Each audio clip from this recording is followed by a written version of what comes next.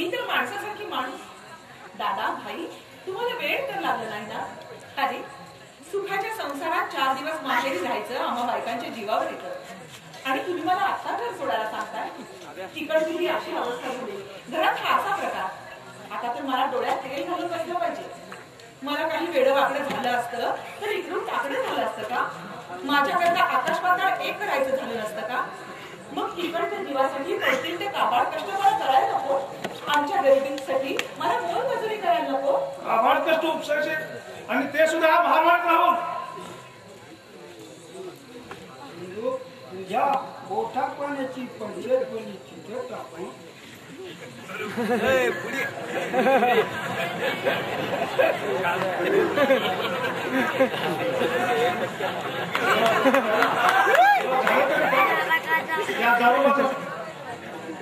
काबाड कष्ट उपसलं. कुबेराला कर्ज देण्यात का धरण तुझा हा बाप कोसळ त्या आकाशाला थोपवून जाणार तुला डोक्याला भाऊ आणि तू एखाद्या देवाला जाऊन माझं. हा खबरदार, या घरात या पायासमोर माझ्या समोर मी तुला असलं अमंगल बोलू देणार नाही. पतिव्रतेच्या कामाची ती अमर्यादा आहे. जा, बाप भाऊ माझे या जगात कोणी नाही. पतिव्रतेला नाते नसतात. ती बापाची मुलगी नसते, भावाची बहीण नसते, मुलाची आई नसते, तर देवा ब्राह्मणांनी दिलेल्या नवऱ्याची ती फक्त बायको असते. ज्या दिवशी माझं लग्न झालं त्या दिवशी तुमची मुलगी तुमच्या घराला मेली आणि नव्या नावाने मी या घरात जन्माला आले. मुलीच्या लग्नाचा समारंभ आई बापाला सुखदायक वाटतो खरा, पण मुलीचं लग्न म्हणजे तिची उत्तर क्रिया हे त्या बापड्यांच्या ध्यानीमध्ये सुद्धा येत नाही. कन्यादानासाठी तुम्ही इकडच्या हातावर जे उदक सोडलं त्यानंच माझ्या माहेरच्या नावाला तिलांजली दिली.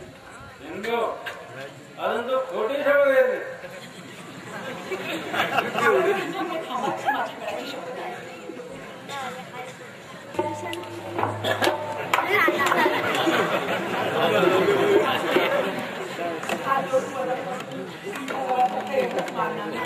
तुम्ही आता या घरात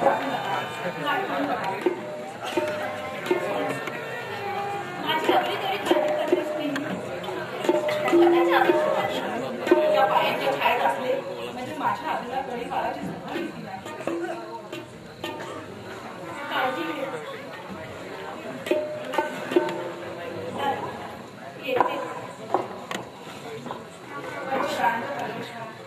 ही खोटी शपथ घेतली नाही. सिंधूचा सगळ्या जगाशी संबंध संपला. आपल्या दोघांच्या कष्टागिरीची एकोपाधिका देखील घरात आली तर आपल्या पायाची शपथ आहे.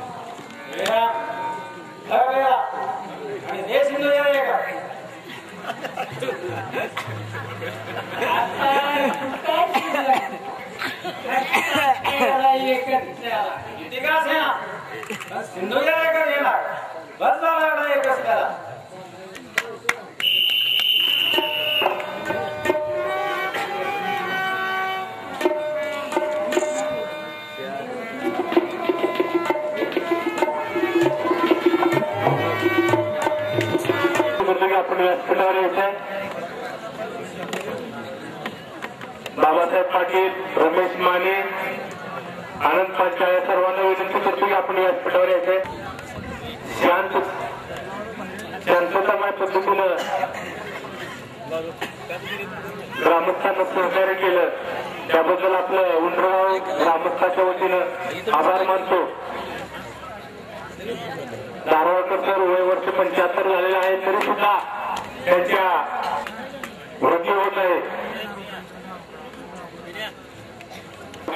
21 रुपये मधुकर नारायण पाटील आमच्या गावातील पोलीस कॉन्स्टेबल महिला कलाकार आहेत. आदरणीय तोडकरी सरांच्या विनंतीला मान देऊन आलेले आहेत. सिंधूचे पात्र गीताचं पात्र केलेल्या भारतीय गोसावी नाट्य अभिनेत्री पुली शरदी नाट्य अभिनेत्री पुली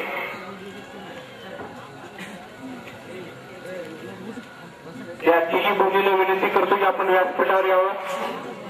नाट्य रसिकांना विनंती आपण त्यांचं जोरदार टाळ्या वाजवून स्वागत करावं.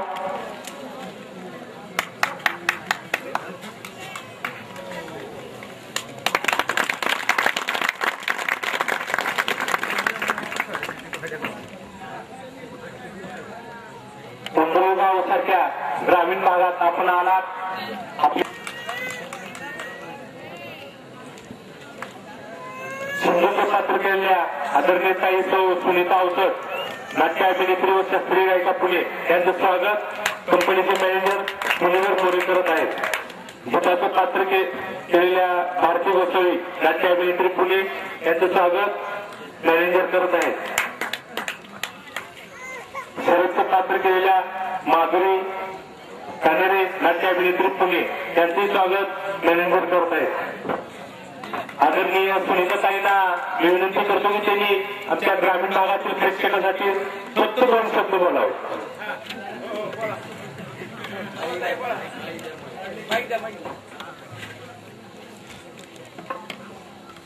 नमस्कार. संगीत नाटक म्हणलं की सध्या आता संगीत नाटकाला वाईट दिवस आहेत असं मानलं जातं, पण इथे आल्यानंतर इतकं छान वाटलं की सगळ्यांचा हुरूप उत्साह आणि मेन म्हणजे संगीत हे नाटक निवडून अत्यंत या सगळ्या ग्रुपचं म्हणजे पाठांतर इतकं छान आहे आणि आम्हालाही त्यांच्याबरोबर काम करायला खूप छान वाटलं, उत्साह वाटला. अशी संगीत नाटकं त्यांच्याकडनं पुढे व्हावेत आणि आम्ही त्यांना सहाय्य करायला तयार आहोत. कधीही त्यांनी बोलवावं. धन्यवाद. आदरणीय उंडरगावला 25 10 रुपयाचं पारितोषिक दिलेलं आहे व ईश्वर गुरुजी तबलावादक यांनाही 20 रुपयाचं पारितोषिक दिलेलं आहे. राजेंद्र लोखंडे आशू 20 रुपये, रतन चंदे आशू 20 रुपये, महादेव बनकर आशू 20 सौभाग्याची दिनांक 2/4/2010 रोजी आहे खंडाळा येथे त्यांनी सुद्धा 51 रुपयाचं पारितोषिक दिलेलं आहे. त्यांचंही ग्रामस्थाच्या वतीने सत्कार होत आहे. सोनवणे साहेब पेठ अंमलदार नवरूप पोलीस स्टेशन आपण सुद्धा वेळात वेळ सत्कार होत आहे. सर्व नाट्यरसिक बंधू भगिनींना विनंती की आणखी नाटक आहे. आपण आतापर्यंत शांत चित्ताने नाटक पाहिलात, यापुढे शांत चित्तानं नाटक पहा ही ग्रामस्थांच्या वतीनं विनंती करण्यात येत आहे. आतापर्यंत श्री धारवाडकर सर आणि ईश्वर गुरुजी यांना आपण भरपूर पारितोषिक दिलेलं आहे.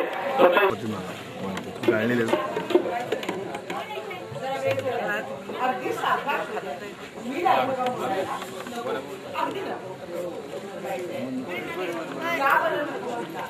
मी थोडासा हातभार लावतो.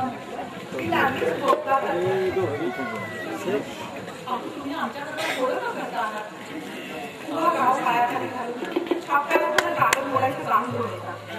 आम्हाला थोडे उपकार असं कोण कोणासाठी राबत असतं. तुम्ही असं उपाशी सापाशी काम करायचं आणि आम्ही जवळ बसून नुसती डोळ्यात कोण करायचं. असं माझ्या जीवाला काय बरं वाटतं.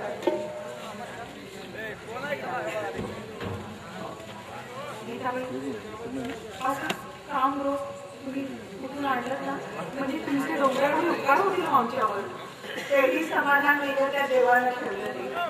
आज काम आणण्यासाठी सगळं गाव मिळते पण कुठल्याच कारणाने काम शास्त्राप्रमाणे लढाईमुळं कागदाचा तुटवडा पडलाय त्यामुळं कामच निघते. मग कसं करायचं हो. त्याच जीवनचर्येत आणून मी काल बसून कुठं काम म्हणून नाही तो देव सुद्धा अंतर बघायचं आपल्या डोक्यात. आपलं दैव खोटं तिथे दैवाला काय दोष द्यायचा. छाप खायचं नसतं. दुसरं कुठलं काम नाही का मिळण्यासारखं. दुसरं कुठलं का देणार. आपल्या घरातल्या घरात करता येण्यासारखं असलं म्हणजे झालं. काय बरं बघाल. हो दळण नाही का कुठे मिळायचं. हिंदू कोणत्या देवाना तुला बोलायला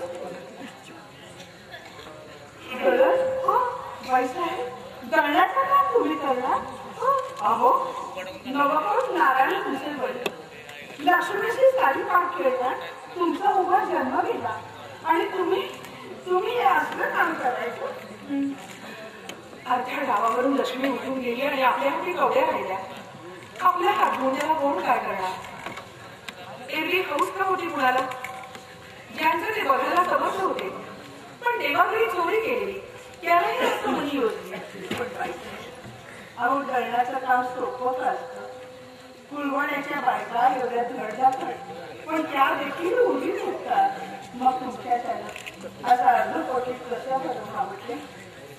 अर्धपोटी नाही तर हिच्या पोटी कंबर कसून आला तो दिवस साजरा करायला पाहिजे. गीताबाई माझं ऐका तुम्ही. खुशाल कुठं दळण मिळालं तर बघा. अहो दुसऱ्यासाठी का करायचंय? बघा ना मुले बघ बघ इलाजच कुठला. मग काय करायचं? बरी आहे थोडी. आज 4 दिवस झाले सांगेन म्हणते पण माझी आठवणच झाली तर बाईसाहेब मी सांगेन तिथे या तुम्ही. कुठे यायचं? अमृतेश्वरी. अमृतेश्वरी तिथे कशाला यायचं? तिथे नाही बाईसाहेब आज 4 दिवस झाले लक्ष भोजनच आले. तिथं जाऊन राहिला तर गोळाधोळाचे 2 घास तरी तुमच्या पोटाचा. तुम्हाला जो उपाशीचा कशीचा अवघड करणं पाहिजे की माझ्या पोटात सटाटाट सुटतो.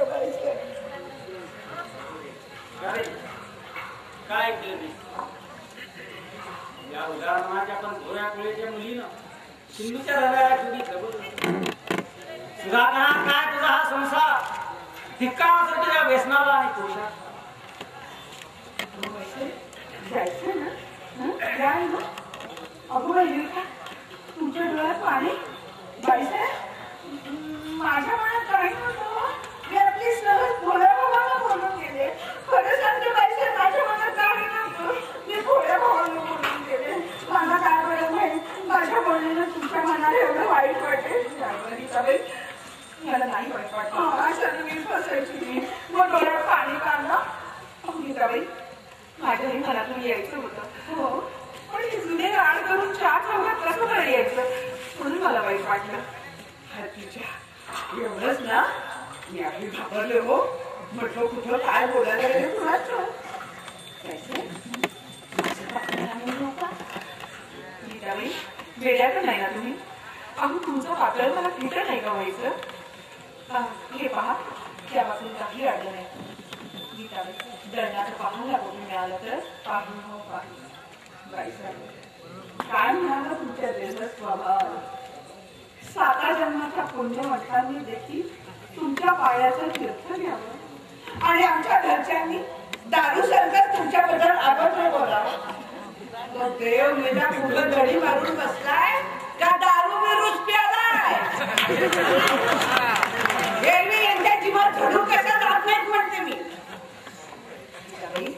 आपण बायकांनी असं बोलावं का? अहो नवऱ्यामध्ये देवासारखा. अहो देव कसले देव. अहो हे दारूबाज देव. आज गटाराच्या गंगेत व्हायचे तर उद्या आणखी कुठं लोळायचे. असं तोंडाला येईल ते वेळ वाकडं बोलू नये. देवा ब्राह्मणाने दिलेला नवरा कसा का असेल? त्या देवानेच मी आताशा लाच सोडली. बाईसाहेब तुमची लुगडी धुवायला सांगा. एकदा सोडून 10 वेळा धुवी.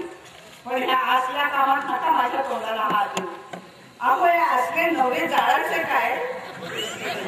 एकाच्या अंगी पकडून काळीचा आणि हे म्हणे देव. असल्या देवांची नित्य नियमाला खेटलं पूजा करायला. तो देव माझ्या हाती सापडताना तर त्याचा कान धरून तुमच्या समोर आणून उभा केला असता आणि विचारला असता त्याला अरे बघूया माऊलीकडे आणि सांग मला पोरा बाळांनी भरल्या घरात अशी ओटायला काही दारू निर्माण केली आहे. बाईसाहेब तुम्हाला येतो माझा राग पण मी आहे आपल्याशी सर. तुम्ही अशा सीता सांगितली सारख्या काय होश ठेवली हो दादासाहेबांनी तुमची. इतके शिकले सवरलेले पण यांचं सगळं शहाणपण बाटलीतून जन्माला यायचं. उठलेल्यावरच्या अमंगळानं त्याचं उष्टावण व्हायचं आणि मग तिसऱ्या कुठल्या तरी मजलवरती. बाईसाहेब तुमच्याकडे आलं ना की माझ्या जीवेला असा फाटा फुटतो का? मला सांगा काय केले हो दादासाहेबांनी तुमच्यासाठी. कधी गोळाभर अन्न दिले मिळतो का कधी पोटभर चिंधी आणली घडोकीसाठी. आज लोक दारूच्या पाठीला गुड्या मारून बसले ना यांच्या मोठ्याल्या बुद्ध्या. अहो हे कसले देव. अहो हे शेंदूर कापी दे. यांच्यावरचा शेंदूर पिऊन आपण मुळून रडत बसायचं. हे उद्या मला जर कोणी राज्य दिलं ना तर मी सगळ्या बायकांना ओरडून सांगेन, नवरा दारू पिऊन आला रे आला की सरळ त्याला डाव्या लोखंडाला गोठ्यातून नवरा म्हणे देवासारखा. अशा नंतर नवरेपणाचे देवारे माजले. अहो दारू पितो तो कसला ते माणसा देखील जिम्मा व्हायची नाही त्याची. गीताबाई, आपण कशाला जीव पिटवून आपला धर्म सोडायचा? हे पहा, बाळ भुकेलाच मला त्याच्यासाठी थोडंसं दूध घेऊन ये मला. चला मी तुम्हाला भांड्या देते. इथं उभा असायचं. गीताबाईचं सगळं बोलणं ऐकायचं झालं वाटतं.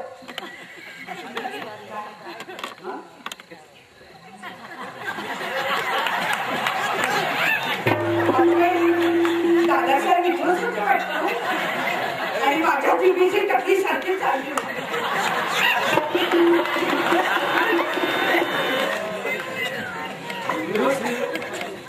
क्या थोर मला किती लगोती बंद का दारूच्या धंद्याला भेट दिलेला माझा जीव. गीतेचा एक एक शब्द चावकाच्या फटकाऱ्याप्रमाणे लागत होता. गीतेचे खोटे काय हिंदू नवऱ्याच्या पोटात दडी धरून बसलेल्या दारूची तुम्ही कदर केली म्हणून खांबाच्या पिंडीवर बसलेल्या विंचवाच्या नांगीप्रमाणे ती तुम्हा सर्वांना छेडते आहे. सुधाकरा काय तुझा हा संसार केवळ दारूच्या राजाला पशु बनून काय या देवकीची विटंबना आहे. तुझं सारं शांपण गेलं. अरे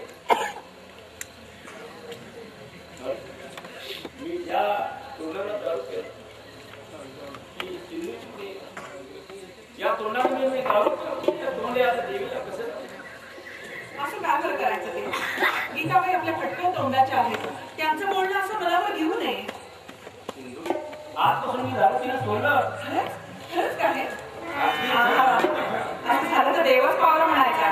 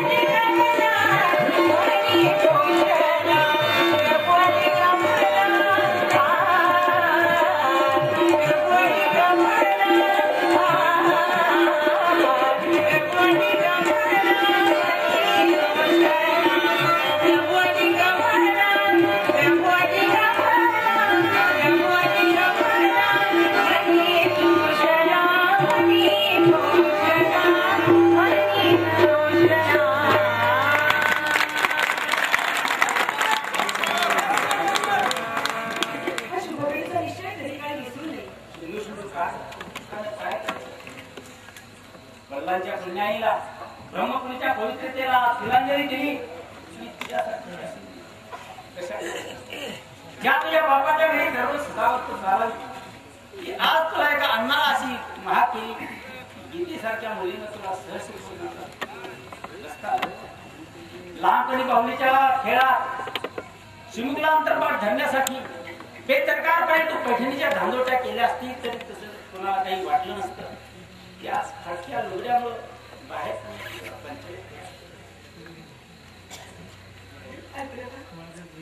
मी नाही आपल्याला असं आता वेळ बोलू द्यायची. सोडायची झाली ना आजपासून. मग गेल्या गोष्टीने जीव कशाला बरं कष्टी करून घ्यायचा. गेलं ते गंगेला मिळालं. अजूनही सगळं सोन्यासारखं होईल. एकदा मनाचा निश्चय केला तर आपल्याला काय बरं कमी आहे. करायचा निश्चय कायम कायम अगदी कायम. बाळाची शपथ घेऊन सांगतो की आजपासून दारू घर. माझी वकिलीची सणक गेली असली तर काही हरकत नाही. चार वजनदार स्नेहाकडून कुठेतरी नोकरीची व्यवस्था पाहतो. आता हा सुधाकर तुझ्या एका शब्दाबाहेर सुद्धा जाणार नाही. असं झालं तर अमृतेश्वराला लक्ष वाकी लावून लक्ष वाकीच काय पण पंच प्राणांची पंचायती पाजवून ओवाळणी करेल. आपले एका शब्दासरशी माझ्या आनंदाला पिघवून पुढे झालं आणि आता खेळलं झालं. ही सोन्याची अक्षरं मी कुणाला सांगू आणि कुणाला नको असं होऊन गेले. थांबा, मी आपल्या चिमुकल्या बाळाच्या जीवाला ती कान गोष्ट सांगते. चला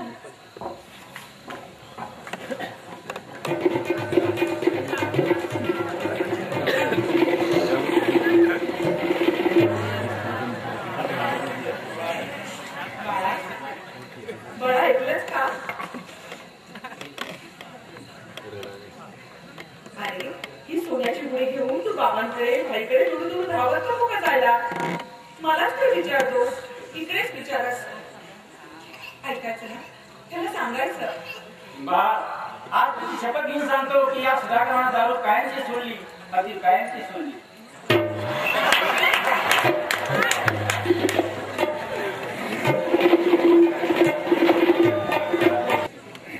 सुंदर परंतु निर्दोष वस्तूकडे ओशाळेपणामुळे त्याच्याकडे पाहण्याची सुद्धा नाही.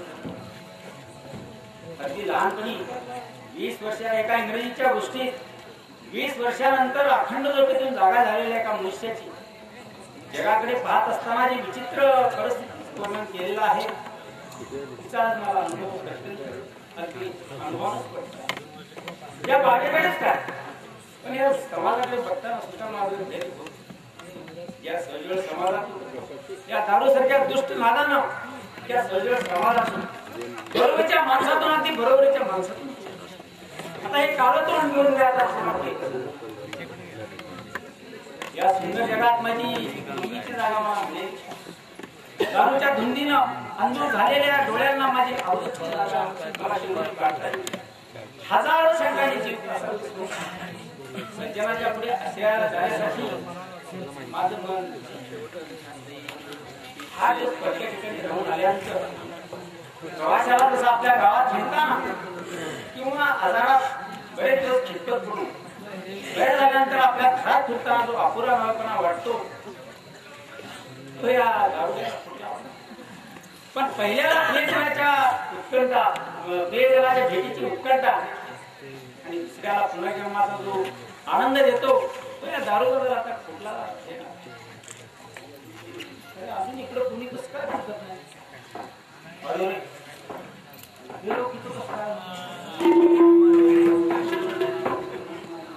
माझ्या खानाखुना अजून दारूच्या खानाखुना अंगावर आहेत तशाच आहेत.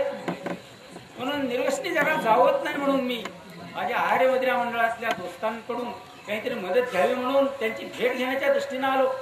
तरी गतपातकांची पिशाची माझ्या पुढे दत्त म्हणून उभी राहिली. सुधाकर, अरे चांगलाच मुंगारा दिला. अरे सारा गाव लुकून थोपलो. मध्ये म्हणलं कुठं तंत्रीला पण समाधान झाला की काय बंद झाली. बैठका पालच्या गाठल्या चुकला फकीर मशिदीत सापडायचं म्हणून सारे गुप्तेदेखील पालथे घातले. गुप्तेच पालथे घातले, वाटले नाही. नाही सारे गटाराला गाळ उपसला तो तुझा कुठंच पत्ता नव्हता. साहेब आता वेळ जास्त झालाय. सुधाकर, तळेरामची तब्येत बिघडत चालल्यामुळं त्याच्या भोवती जागरणासाठी जागता सप्ताह बसवायचा आहे. हा कार्यक्रम करण्यासाठी लवकर केव्हा चला. तळेरामचा प्राण होता असला तरी मला यायचं नाही. आता वैतागलं कशानं बैठकी नुसती नाही. हा कसं काय सांगू मी तुम्हाला? अहो आताच नाही तर कधीच येणार नाही. तू नाहीस तर बैठकीला रंगत नाही. अरे बर्फा वाचून हिसकीला तशी तुझ्या वाचून मदसीला मजाच नाही. मी दारू पिणं सोडलंय. काय दारू पिणं सोडलंय? हो यानंतर काय बद्दल बोलतोय? अरे दारूच्या तुमचे सुद्धा असं कधी तू बरं नव्हता. अरे मद्यपान सोडून तू करणार काय आता?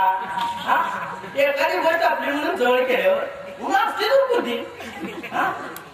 अरे स्वतः निधन श्रेया अधर्म भयावर काय थांबतंय? बरोबर बोलला. अरे दोस्त आपणास आपला चल हे बोलून घ्या. चला आणि साहेब आता सांगण्यात काय उपयोग नाही. आता आपल्याली कार आपोआप थंड पडू दे हेच उत्तम. ती निवडण्यासाठी त्यात जर पाणी टाकलं ताळकन पडकाय तेवढ्याच घटनेपुरता पश्चाताप आहे. जास्त काय टिकायचं नाही. तेव्हा थोडं तिराने घ्या. गाडा आपोआप रस्त्याला लागेल. सुद्धा करा आम्ही तर जातोच. पण तू जर स्वतःहून क्रमात आला नाहीस ना हे योग्य करून ठेव. ब्रह्मवाची लक्षात ठेव.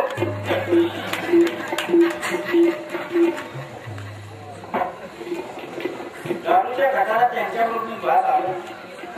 पण याला तरी दोष देण्यात काय? जळालेली उल्का मातीत मिसळून दगड धरण्याच्या पंक्तीत बसते त्यावेळेला तिचा दोष तिच्या स्वतःच्या अधपतात आहे. पण त्यांच्याबद्दल बोलणे इतकं पण तसंही नाही. या दोघांची सारी विशिष्ट माझी मला लावून दारूच्या केवळ दुष्टनादा ती भयानक परिस्थिती. अरे अशी माझी दशा व्हायला किती भयंकर दशा. बुद्धिमत्तेच्या तीव्र अभिमानामुळे मी कधी बरोबरीच्या माणसाच्या हातात हात देण्याची कधी कदर केली नाही. तो आज ह्या दारूच्या समुद्रातून बाहेर पडण्यासाठी त्या दारूच्या काठावर बसलेल्या एका नालायक माणसाच्या पायाचा आधार घेण्यासाठी मी धडपडतो आहे. नमस्कार.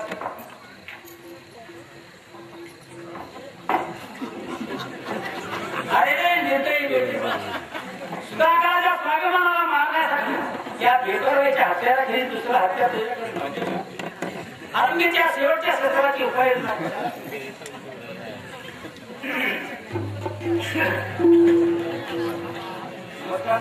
काय पिढा आहे पा हे अवलक्षण कशाला पुढे उभारला आहे पा. या ठिकाणी दरवाजा बरोबर उघडपणे कुणी पाहिलं तर चहाचा अंगावर शेतोळी उडायची. आता ही पिढा तळाची कशी. माझं आडवं गेलं तर तीच पावलं मागं फिरावं. विधवा आली तर जागी सहज बसावं. आपलं पोर आपल्या आडवं आलं तर कापून काढावं.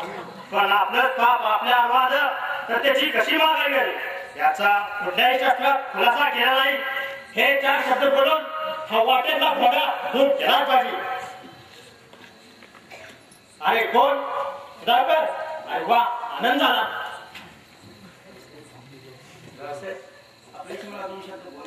सध्या मी जरा गडबडीत आहे.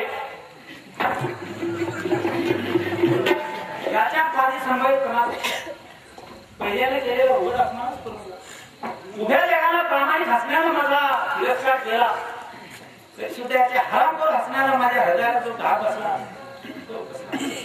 हा तिसरा प्रसंग आहे. अपमानाच्या एकामागून एक पायऱ्या सहन करण्याचा जणू मी प्रयत्न आधारच केला. नमस्कार. माझं नाव सुधाकर. सुधाकर नाव सुद्धा ऐकल्यासारखं वाटतं. काय म्हणाला? आपलं नाव काय? माझं नाव सुधाकर. तुमच्या आणि माझ्या या अगोदर कित्येक गाठी कुठे पडलेली आहे. आर्य मंत्र्या मंडळाच्या वेळी माझ्या वाईट परिस्थितीमध्ये तुम्ही मला मदत करायची घोषणा केली. रावसाहेब मी आज फार म्हणून मी तुम्हाला हार जोडून मागणं वाटतो. तुमच्या त्या वचनाची आठवण करून देण्यासाठी बेश्रम मनुष्या बहत्या गोष्टीची बहत्या ठिकाणी आठवण करून द्यायला तुला लाभ वाटत नाही मूर्खा. पहिल्या वेगळ्या न ओळखायचा केलं होतं तेवढ्यावरून तू खरं तर सावध मला पाहिजे होतं. दारूच्या बैठकीत दिलेलं वचन आणि केलेल्या ओळखी ही सारी दारूच्या काशीच्या फुटलेल्या केल्याप्रमाणे काळोखाची दारूबाज दोस्ती अशी जर उजडात उजळ माथ्याला ओढू लागली तर तुझ्याप्रमाणे माझी सुद्धा अब्दू जायला मागे पुढे पडणार नाही. जा यापुढे मी तुला असे ठराव करणार नाही. जातो मी.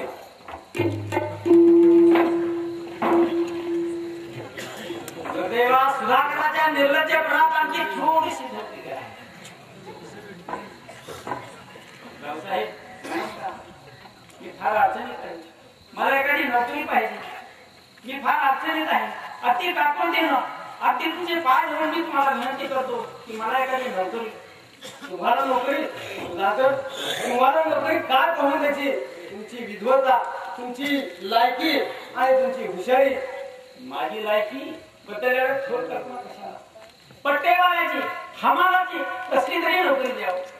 3 पोटाचा प्रश्न आहे म्हणून पंचायत. एका पोटासाठी गाढवाच्या रोजमुळ्यावर कुंभाराचा उकिरडा सुद्धा वाहण्याची माझी तयारी आहे. सुधाकर, तुम्ही आमच्या पाचच्या भावासारखे, मग आम्ही तुमच्यासाठी काय नाही करणार? आहे एक नोकरी, दरमहा 15 रुपयाची. हा लागेल 15 आहे, पण ती आहे एका कंत्राटदाराकडे स्टोर सांभाळण्याची. चोरी फावडी होय नव्हे, 5-50 जंगमाल तुमच्या हाती खेळायचा. सुधाकर, तुमच्याजवळ फुटी भाषा नाही व्हायची.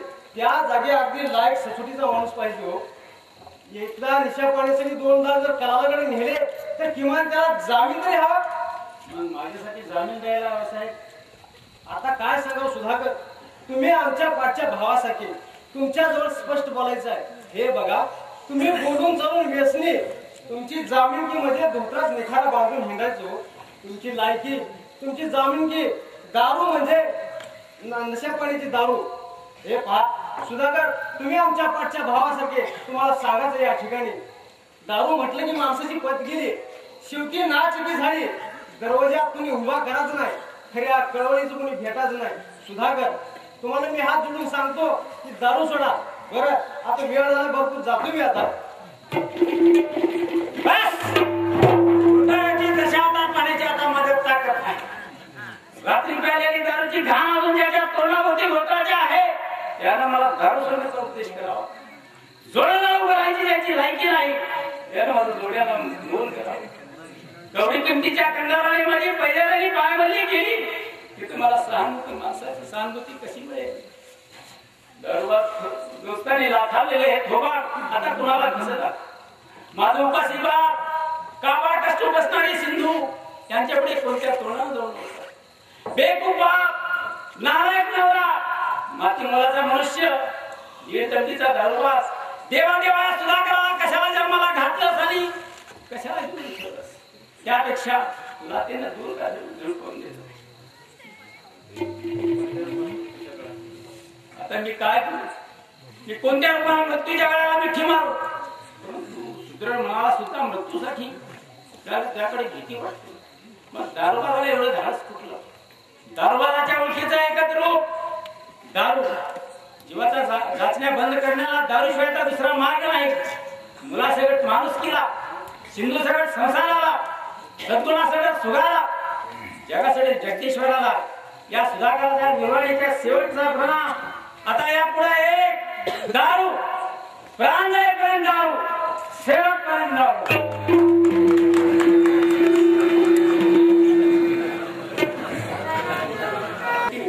सारा गाव पाहता, पण सगळा गाव डॉक्टरांनी वैद्याने भरलेला हो. पण असा दारू पिणारा डॉक्टर किंवा वैद्य औषधं सुद्धा मिळायची पंचायत. बरं झालं काय शेवटी? आपला सोन्या बापू हिंडतोय अजून गावात. आपल्याला काय एखादा दारू पिणारा वैद्य आढळला नाही. मग एक इसम मिळाला. वैद्य तर आहे ना खरं? वैद्य नाही, वैद्याच्या हाताखाली औषधं खायला होता. वैद्याच्या हाताखाली औषधं खायला मजूर म्हणून होता पहिल्याचा. आता त्यानं स्वतःचा कारखाना काढला औषधाचा. म्हटलं अगदीच नाही, त्याच्यापेक्षा ठीक आहे. आता येऊनच त्याने यायचं कबूल केलं आहे. काय सोन्या बापू वाटतं दारू पिणारे डॉक्टर आहे? डॉक्टर नाही, नुसते पिणारे. पण डॉक्टरची थोडी माहिती आहे म्हणून मी आला. तुमचे बैठक किंवा नसतो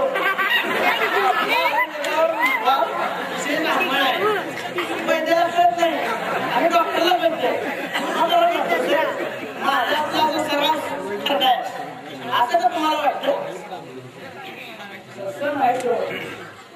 वैद्यापेक्षा आमचा काय आवाज नाही, पण एखादा का होईना खरा बोलतो पाहिजे. और जो तो मिळतो त्याचं शास्त्रोक्त चिकित्सा, शास्त्रोक्त औषध, अचूक गुणकारी औषध, रामबाण औषध, हटकून गुण, 3 दिवसात गुण नाहीच दाम दुप्पट पाणखंडा सोबत आणि शेवटी आगगाडीच्या डब्यासाठी डोक्याची सुट्टी.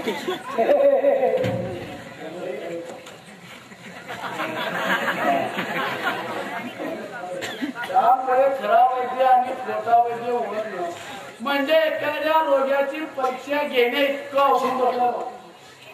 वैद्याविषयी आमचं काही अनादर नाही, एखादं होईना पण खरा वैद्य पाहिजे. आपली परीक्षा पूर्ण झाली म्हणून समजा. हा पहा आपल्या पुढे हजर आहे. आमचे औषध शास्त्रोक्त असून रामबाण असतात. हटकून गुण, 3 दिवसात गुण न आल्यावर दुप्पट पैसे परत. आमपान खाणं सोबत टाकून कसं दिला विषय सुचला. कसं आहे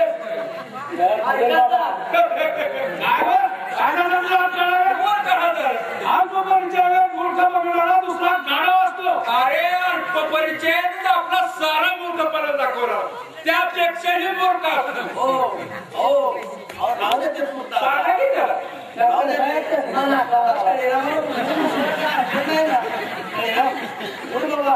डॉक्टर वैद्य गोळा केले जातात.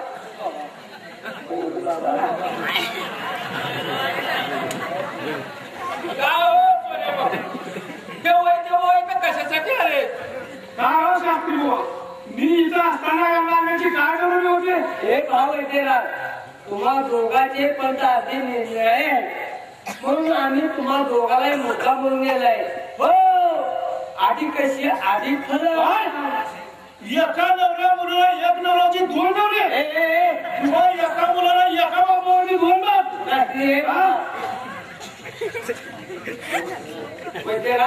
असे येऊ नका. आता आला तर तेव्हा दोघेही सलोख्यानं परिणामाची प्रगती पहा आणि आता काय औषध घ्यायची ती घेऊन टाका. झालं.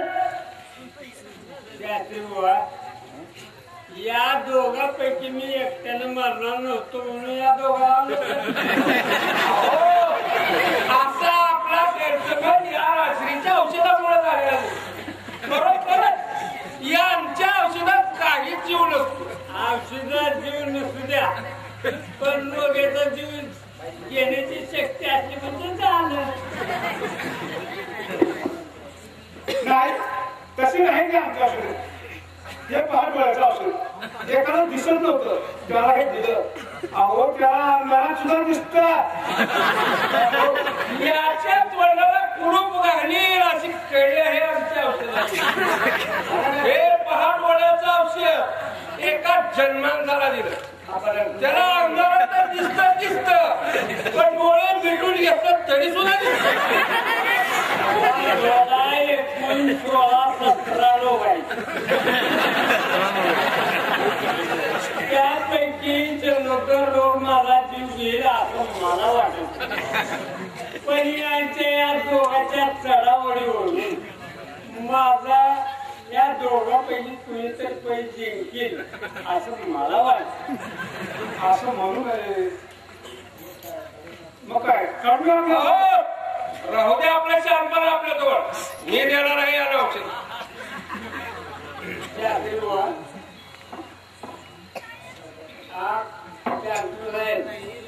वैद्यराज तुम्ही आपसात जर भांडून आपला आपण जीव घेऊ लागलो तर मग माझा जीव कोण घेणार? तुम्ही आपसात भांडू नका. मी माझ्या मरणाचं अर्धा शिवे तुम्हाला दोघांना द्यायला काळा वगैरे तुमची या पहा मागला याच 2 वर्षाचा समावेश करतो.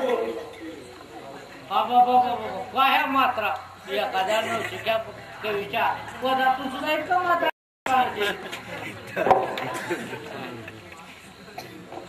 ही पहा चूर्ण, हे भस्म, हे मौतीन भस्म, हे स्वर्ण भस्म. रान घेण्याच्या शास्त्रात सुद्धा काय दगदग आहे पहा. एखादी हार निसोप करण्यासाठी केसातवाची पदार्थ खाली एका रोग्याला निसंतमुक्त करण्यासाठी इतक्या पदार्थांची तयारी करण्याची तयारी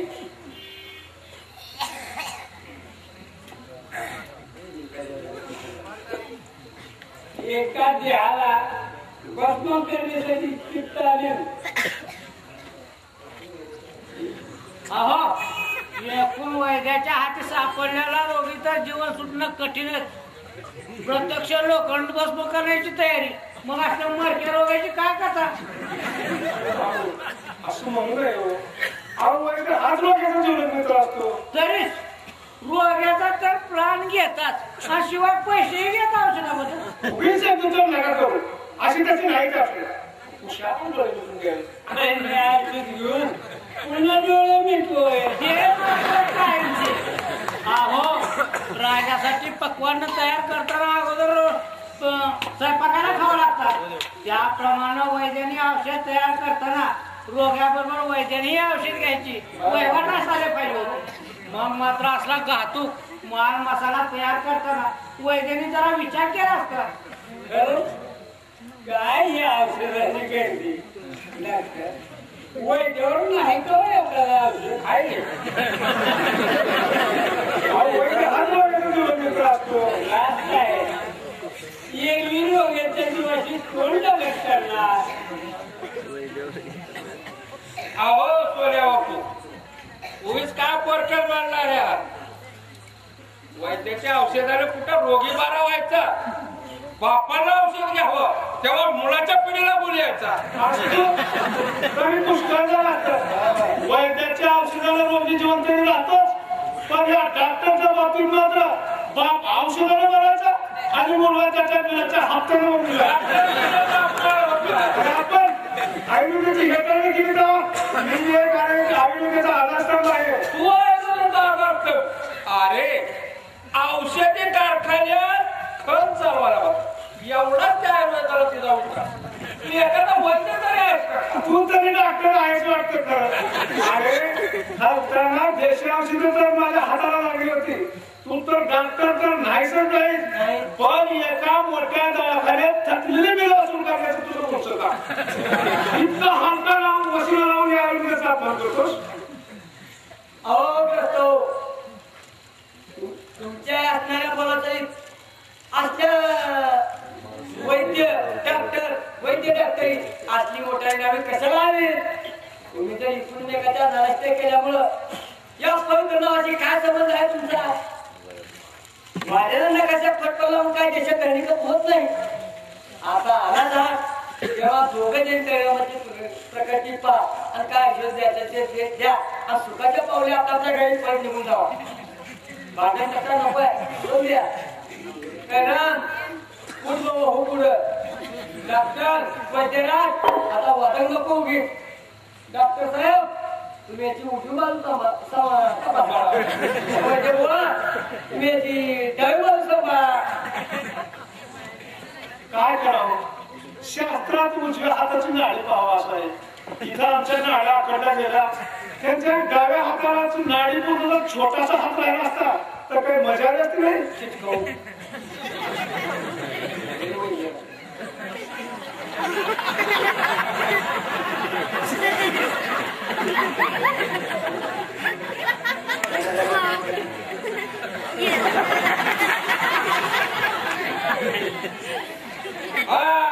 नाडी झाली आता जीव काढा गेला आवडा जीव याची का माझी ज्या जीव डोक्याला दोन तोंड असतील तर बोट निराई होते. नुसतं जीव जगात पडले आहे नुसतं हात पायावर लागलं पाहिजे. जरा बरा असतो आता हात दाखवला असतो एका तोंडाची छोट तोंड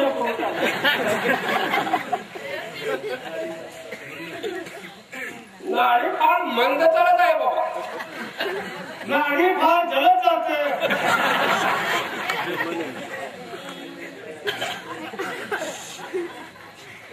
थंडीने हातपाय गार पडले आहेत. उष्णतेने अंगाला हात सुद्धा लावत नाही. झोप लागत नाही. सुस्ती उडत नाही.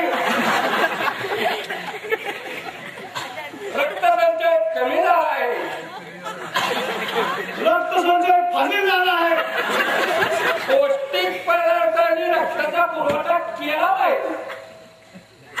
फसण्या टाकून रक्तस्राव करायला पाहिजे. हा नाहीतर क्षयावर नाही बर का. नाहीतर मृत्यू होईल. काय कळलं आहे जमीन असं कसं वाटतं. या दोघांपैकी एकट्यानं मी मरणाजोगं नव्हतो म्हणून आणलं. असं कसं भेटतं. अर्ध शिशीच्या वेळी नाही का अर्ध डोकं दुखत तेव्हा एकीकडे एक डोळा येतो आणि दुसरा जातो असं. शिवाय यांच्या आमच्या शास्त्रात कुठं जमत नसेल त्यामुळे हा फरक असायचाच. मग ठीक आहे. माझ्या शरीराची वाटते कसे दुर्दशा का. एक बाजू वेगानं फुगून दिसते आणि दुसरी बाजू खेळानं फुगून दिसते. गाडी पैलवान बाजूच्या वतीनं पैलवान बाजूला मी हसून टाकली.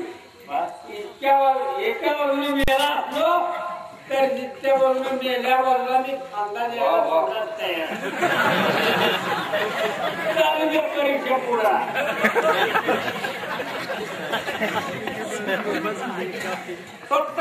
प्रयत्न साध्य आहे. रोग अगदी असाध्य आहे. खडखडीत बरा होतो. धन्वंतरी कोण पाहता तर रोगी जगायचा नाही. अरे इकडे घ्या. तुम्ही तुळशी पातळी घ्या. श्रीराम बोलू का बाबा ज्याला टाकलेला. डॉक्टर नको, तुळशी पात्र नको, गंगा नको, मला काही नको. माझं मरण अगदी जवळ आलंय. मला थोडीशी दारू पाजा. तुळशी पात्राऐवजी तोंडावर एक फूल ठेवा. जशी ठासका लागला म्हणजे दारू तोंडाची सांगणार नाही. मला थोडीशी दारू द्या. याला म्हणावं खरा दारूचा अभिमानी. पुढच्या जन्मी ह्या कशाही मोठं दारूबाज होणार. भगवंताला तिथे जेवण तुलेलं आहे. मला थोडीशी दारू द्या. म्हणजे मला अखेरची इच्छा सांगायची आहे. थोडी दारू द्या म्हणजे अरे आणखी तू दारूला त्याच्या पात्र नाही. पिऊ द्या त्याला. अशा वेळी नाही म्हणू नका.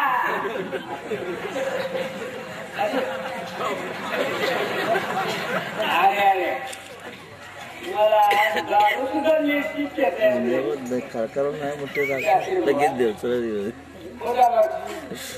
मी आता मरतो.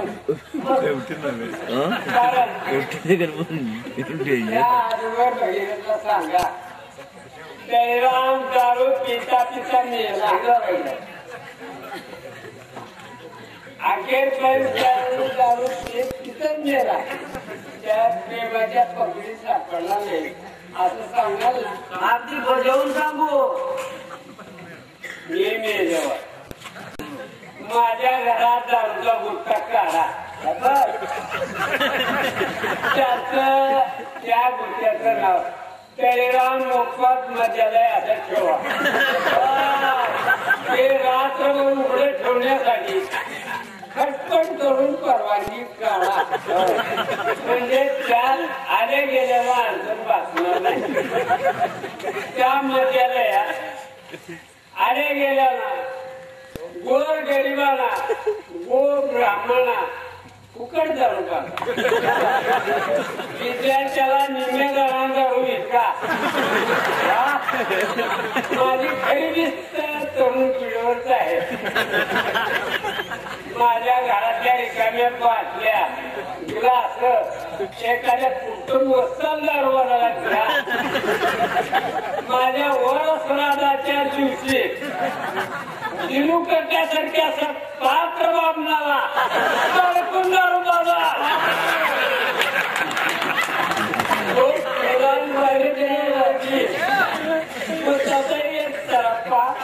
माझ्या नावानं नदी सोडा.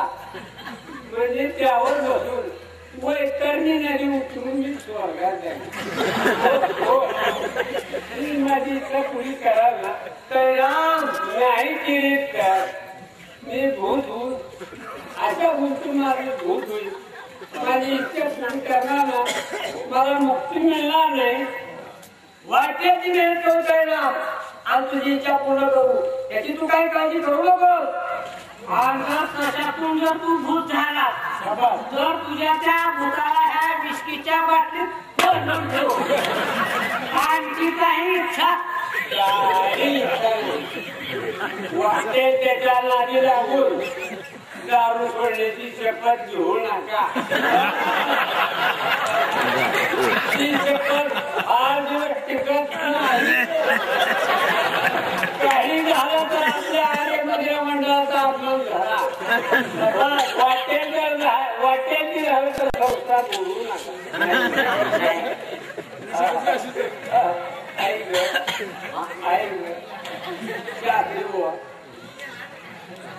मला आणखी थोडी दारू द्या आणि माझ्या बरोबर तुम्ही सारे जेवणची घ्या.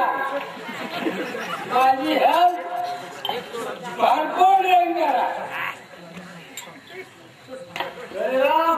तू मला मिळेल काय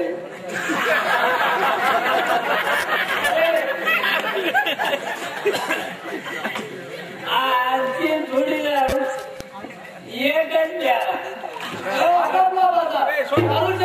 तुमच्या देशात वाजलं म्हणायचं. अरुण कदम गुरुजी कंपनी 15 रुपये.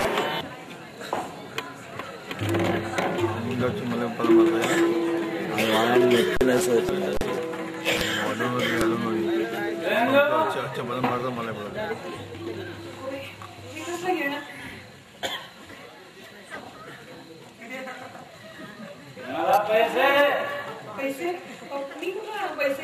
पैसे नाही माझ्याजवळ. पैसे देतेस का घेऊन 2 पैसे होते ते बाळाच्या दुधासाठी दिले. त्याला काय रे दिले म्हणजे बाळासाठी पैसे नको काय द्यायला? हे बाळ माझ्यापेक्षा जास्त आहे का? झेंडो तू परिवार नाही ते काढल्या रामराव काय बोलणार हे? शिवशिव नाही आता मी त्याला ठार मारून टाकलो.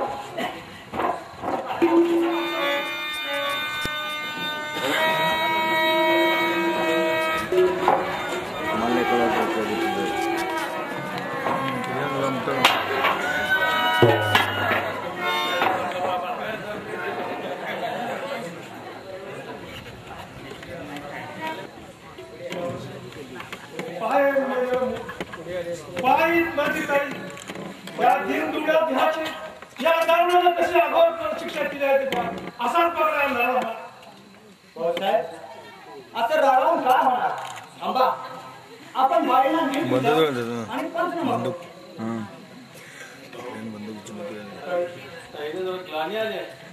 ग्लानी ही ताई हे सारं राक्षसाचा आघात करणं आहे. काय वाटते ते पण ताईच्या पंचकाला दरोडा घालणाऱ्या दारुड्याला काहीतरी भयंकर शिक्षा भोगायला होती. करवान गुन्हेगार म्हणा किंवा नैमुक्त पशु म्हणा पण कुठला तरी याला परत पुरव. माझी ताई म्हणजे देवी आहे. नवरा म्हणून ठरलेल्या या जनावराची पंचप्राणाच्या पुष्पाने ती पूजा करण्यासाठी इथे गुंतून आहे. काय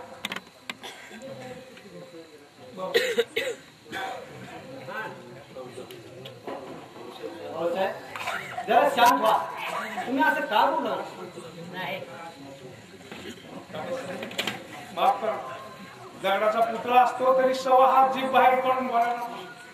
आता तर चांगला रक्ता मासाचा तिचा मग तरी दगड आहे आणि दगड असून सुद्धा मनुष्य बोल आहे. याच्याकडे पाहिलं म्हणजे दया माया जळून जातात. याच्या गळ्याला खास घातला ताईच्या गळ्यातील मन सुटलं तरी चालेल. ताई उठ बरं ताई. ते पौधा सगळे सुद्धा जबाब देण्यासाठी आले.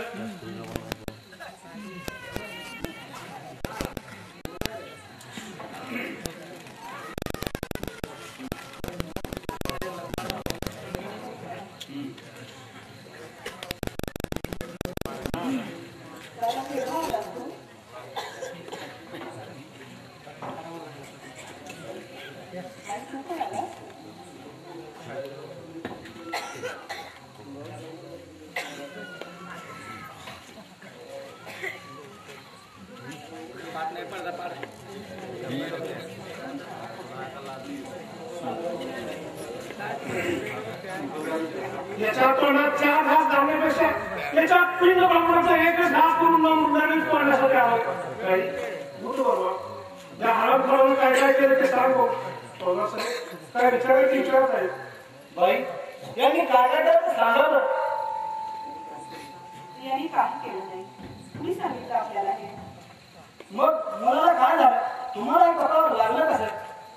मी 2 दिवसाची उपाशी होते तेव्हा मला राहून राहून भोवळ येत होते. चिन्यावर खाली उतरताना दूर अंगाखाली आले आणि कपाळाला खूप पडली. इकडच्या काहीच अंदाजा नाही त्या. सगळं खोटं सांगताय. मग या काठीला नंतर कसं लागलं? मी 2 दिवसाची उपाशी होते. काही एकीत रक्तभरले हाताने मी इथपर्यंत आले. बाई हे सारं खरं आहे का? सांगते त्याच्यावर विश्वास ठेवा. बाळासाहेब हे उघड खोटं बोलतो. ताई तुला माझी बाबाची तुझ्या नवऱ्याची शपथ आहे खरं सांग.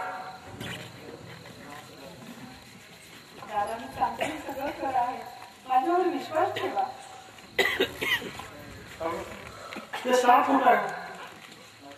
काय करावं भाऊसाहेब काहीच करताय म्हणून आपला राग किती अनाव झाला असला तरी अशा यांच्या पुण्यात पुढे तुमचं काहीच नाही.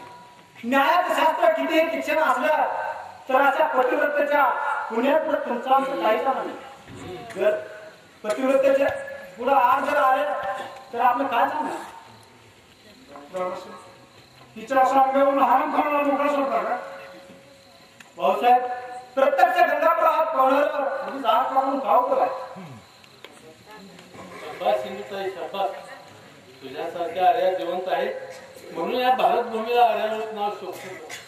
भाऊसाहेब सिंधुताईसाठी तरी याच्यावर गाठ सोडून द्या.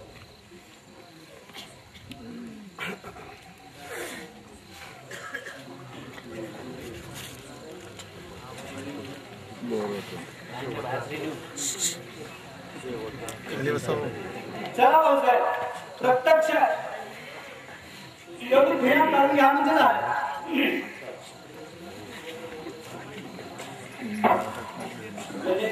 माझे डोळे साफ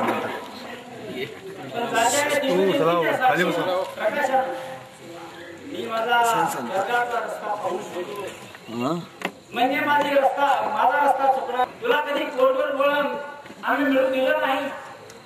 तुझ्या पोटचा गोळा मी दिसून तुझ्या देखत ठार मारला. मी तुला वनमारायला लागलो. सिंधू उडा हृदय सिंधू माफ.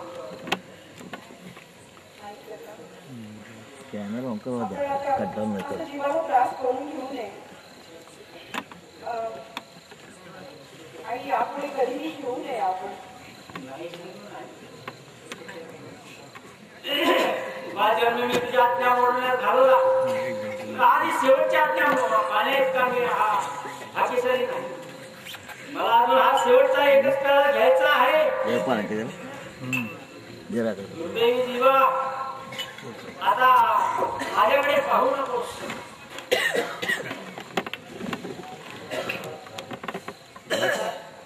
जीवाला सांभाळा ना. सिंधू रामराम धाव.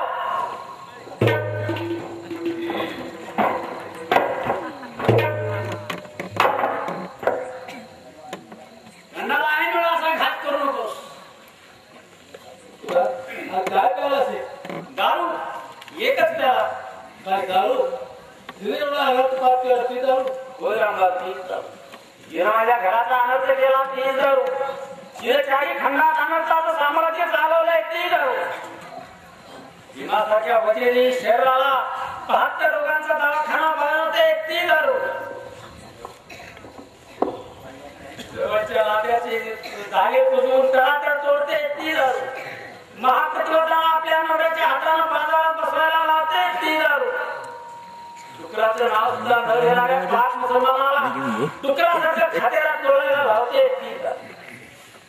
गायत्री मंत्राला पवित्र झालेल्या ब्राह्मणाच्या तोंडाला गायत्रीच्या मासाची छटक लावते एखाद्या पशुप्रमाणे. पुत्राला मात्रा गमल्याप्रमाणे प्रत्यक्ष आपल्या जन्मस्थानी अरे बोलूनही बोल लावलं. बरे या सुधाकराच्या जिभेने कधी दारूचा विकार मानला नाही. तेव्हा काय श्रेयस्वने शब्दाने त्याला काय पाठला.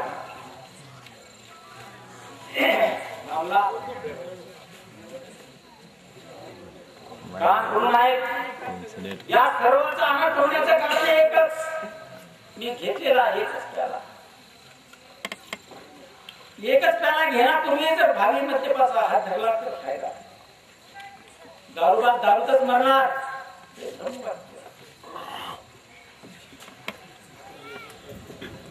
ज्याप्रमाणे जळजळीत असेला मारण्यासाठी त्यामध्ये पुष्कळसं पाणी घालावं लागतं. ज्याप्रमाणे शेवटच्या एकच प्याल्यामध्ये रसकापुरासारखं हे भरपूर विष घालावं लागतं. त्यात रसकापूर सुद्धा अरे भयंकर विष प्याला असतोय. विष पिऊ नको तर काय करू. माझी ही देवी गेल्यानंतर माझ्या या जगात काय राहिलं. काही गेली सिंधू गेली दयेची सिंधू गेली. माझी सिंधू आटली दयेची सिंधू करून रसाची सिंधू का सागराला मिळाली नाही. या सुधाकराने निर्मिलेला दारूच्या पेला या सुधाकराचं सारा जग एकच त्याला पुरून गेलं. वामनोत्तरी देवाला उभ्या त्रिभुवनाचं माप घेण्यासाठी अवाढव्य 3 पावलं टाकावी लागतील. पण त्याचप्रमाणे माझं मात्र उभं त्रिभुवन या पायावर होत. या पायावर मस्तक ठेवला असताना मला मरण आलं पाहिजे. या देवीचे पाय धरून जिथे सोबत जातो म्हणजे मला गर्गात. रामलाल कान बुडून आहेत. असा बेदरून जाऊ नकोस. रागावू नकोस. हा भेद त्याला आणि सर्व जगाला सांग. आल्या गेल्याला राजाला रंगाला शिकल्याला आळण्याला मला त्यास ओढत नाही. मी तुला सांगतो सर्वांना जो भेटेल त्याला सांग. काय पातक करायचं असेल ते पातक कर. पण दारू घेऊ नको. 3 दिवसाचे 3 परी झाले. तुला गेला सिंधू गेली मूल गेलं घर बुडालं नाव बुडालं वंश पण बुडाला. हे 3 दिवस त्याच्यात बुडाले. तो केवढा